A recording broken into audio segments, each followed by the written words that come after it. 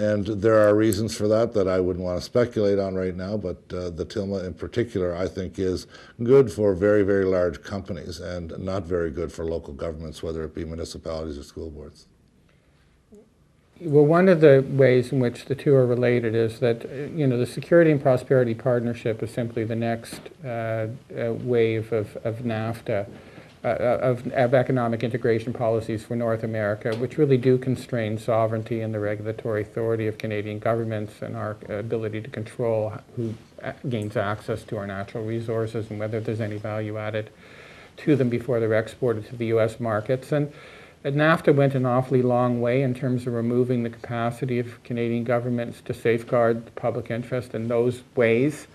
SPP has even a greater appetite for diminishing public control in Canada of everything from the way in which daycare services are delivered to whether raw logs are exported from the province, and those are, as you may know, now subject to a Chapter 11 challenge.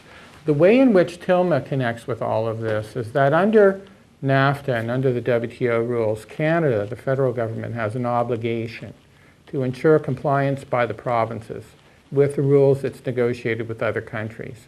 But it has a problem because under our constitutional arrangement, matters of property and civil rights and environmental law and healthcare services are matters of provincial jurisdiction.